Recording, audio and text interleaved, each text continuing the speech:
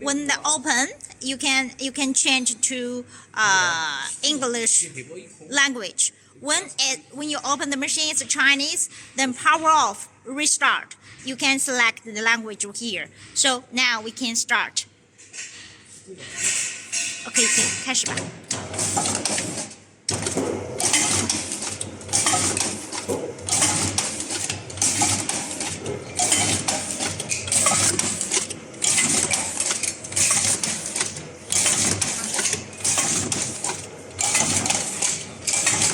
We're running at 46 because this is new machine.